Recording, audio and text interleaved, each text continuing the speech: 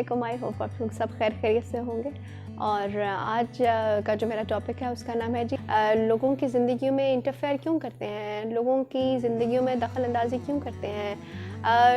लोगों को के मामला जो उनके, जिसे मैं कहूँगी कि वो उनके पर्सनल मैटर्स होते हैं और उसके अंदर क्यों दखल अंदाज़ी की जाती है। कैसे आप किसी तीसरे इंसान को ये राय हक़ राय नहीं दे सकते हैं कि वो आपके घर में आकर आपके ज़ाती मामलात के अंदर ना सिर्फ दखल अंदाज़ी करे बल्कि आपको मजबूर करे कि जैसा मैं कह रहा हूँ या जैसा मैं कह रही हूँ उसको आपको मानना चाहिए या वही सच है। और बाज़ों का तो दखल अंदाज़ी करके इस तरह यहाँ तक नौबत पैदा कर दी जाती है कि जो घर के सरबराहान होते हैं वो भी शायद वो किसी कन्फ्यूजन का शिकार होते हैं कि वाकई लोगों का सामना करना है, लोगों की बात सुननी है, तो पता नहीं अब इनकी बात ना मानी तो हम मतलब अपने शरीका जिसे एक लफ्ज़ कहते हैं उसमें कैसे रहेंगे, अपने ख़ानदान को क्या मुँह दिखाएंगे। देखिए, मुरव्वत में की गई सब चीज़ें जो होती हैं वो आखिर में आप ही को रुस्वा करती हैं। आखिर में आप ही को जो है वो आपके लिए कोई फिर बाद में खड़ा नहीं होगा। आपने तो एक डिसीजन जो है वो किसी वजह से किसी प्रेशर में आकर ले लिया, जो किसी ने आपके घर के अंदर दखल अंदाज़ी की और फिर आपको कहा गया कि आप यूँ कर लें और फिर उसके बाद खुदा न खास्ता कुछ भी बुरा होगा तो जिससे दखल अंदाज़ी करके जिसने आप पर प्रेशर डाल के वो आपसे काम करवाया वो तो कहीं नहीं आएगा, वो तो कहीं आपको सेव करने नहीं आएगा, वो तो कहीं आपके बच्चे को सेव करने नहीं आएगा, क्योंकि उसका मकसद, ऐसे लोगों का मकसद सिर्फ़ और सिर्फ अपनी चौधराहट जमाना होता है या आपको किसी ऐसी तरक्की से रोकना होता है, किसी अच्छे मकाम से रोकना होता है। क्योंकि बाज़ औक़ात यह दखल अंदाज़ी इसलिए भी की जाती है कि दूसरा जो फ़रीक होता है या दूसरे कहने वाले लोग वो किसी हद तक जेलसी का शिकार होते हैं, किसी हद तक आपसे मरूब होते हैं, किसी हद तक ऐसी फीलिंग रखते हैं कि ये क्यों तरक्की कर रहे हैं, तो इनको इस तरह के मशवरे करें, इनके घर में दखल अंदाज़ी कर या इनके आपस में बीच में फूट पड़वा कर इनको जो है वो तरक्की ना करने दी जाए बल्कि इनको नीचे ही रखा जाए।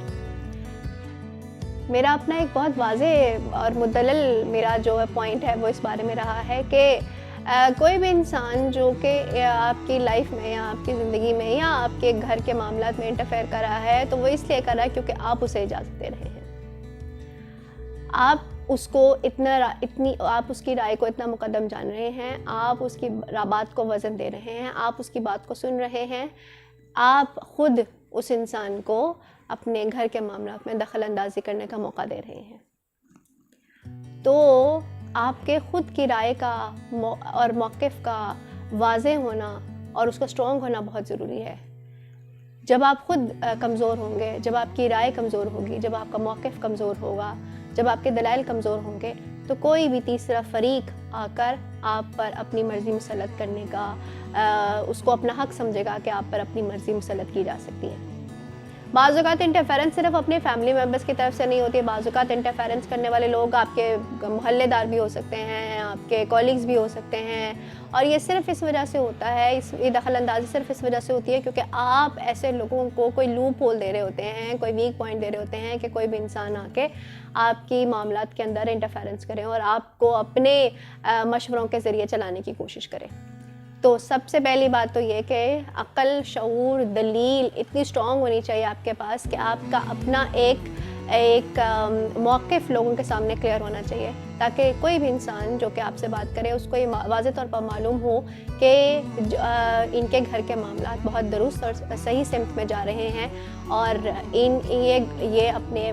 ज़ाती मामलात में किसी की दखल अंदाज़ी हरगिज़ तौर पर बर्दाश्त नहीं करेंगे। तो जब हम ये चीज़ें अपने, और दूसरे नंबर पर एक अहम बात कि आप लोगों से मशवरे लें, आप लोगों की बात सुनें, लेकिन उस चीज़ को अपने घर वालों के सामने रखें, उनसे उस बात को डिस्कस करें, उनकी राय को मुकद्दम जानें, उनसे बातचीत करने के बाद कोई फ़ैसला जो है या कोई नतीजा अख़ज़ किया जाए और उस बात के ऊपर आगे अमल दरामद किया जाए। तीसरी और बहुत इम्पॉर्टेंट बात,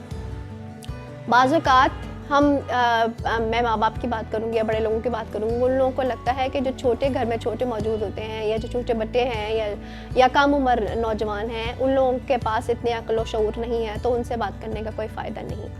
ऐसी सोच अपने जहनों से निकालिए। आपके बच्चा, आजकल का बच्चा पैदा होते साथ ही, जैसे कहते हैं ना, वो आइंस्टाइन है, उसने वो सब चीज़ें ऑब्ज़र्व कर रहा है जो कि आप उस वक्त जब आप छोटे थे, अब तब आपने वो चीज़ें ऑब्ज़र्व नहीं की। तो आप ऐसे बच्चों को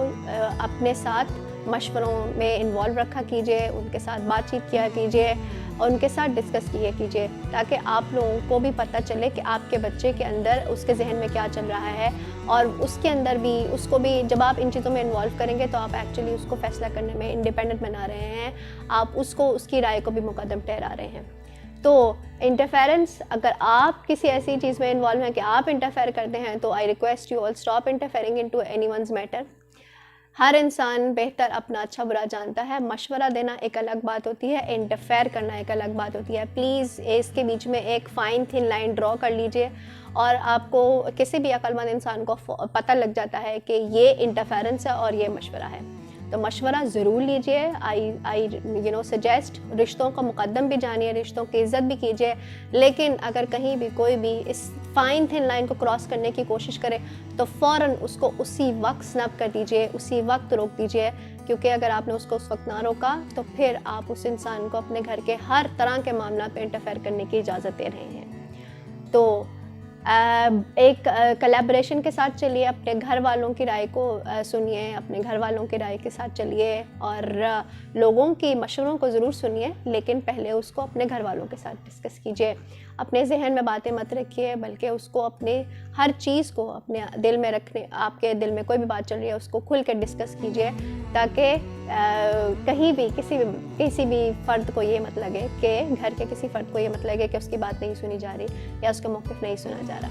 तो इंटरफेरेंस से दूर रहें, अपनी ज़िंदगी जिएँ। हर किसी की अपनी लाइफ है, कहते हैं ना, जियो और जीने दो, तो इसी तरीके से। लेकिन अगेन जो सबसे इम्पॉर्टेंट बात है वो ये है कि किसी भी घराने का आपस में बॉन्डिंग रखना। जितना मजबूत आप लोगों की बॉन्डिंग होगी, कोई तीसरा इंसान आपके आकर घर की बॉन्डिंग को तबाह नहीं कर सकता। जबकि अगर आपकी स्ट्रॉन्ग बॉन्डिंग है, अगर आप आपस में अच्छे डिस्कशन करने वाले लोग हैं, तो कोई तीसरा इंसान आकर आपके मौक़िफ़ को छेड़ नहीं सकता। अपने घर वालों के साथ स्ट्रॉन्ग बॉन्डिंग बनाइए, अपना रिश्ता मजबूत कीजिए, और प्यार मोहब्बत से रहिए, और दिलों में कोई बातें मत रखिए, बल्कि उसको फ़ौरन कह दिया कीजिए, आपस में डिस्कस किया कीजिए। रोज़ाना, या चले रोज़ाना ना सही, हफ्ते में एक मरतबा ज़रूर एक बैठक कीजिए कि जिसमें बैठकर आप आपस में बातें किया करें, डिस्कस किया कीजिए, और फिर इंशाल्लाह आप एक बहुत स्ट्रॉन्ग फैमिली जो है वो स्ट्रॉन्ग ख़ानदान बनाएंगे। सो से नो टू इंटरफेरेंस, और अगर आप करते हैं तो प्लीज़ आप अपने ऊपर मेहनत करें, इस आदत से छुटकारा हासिल करें।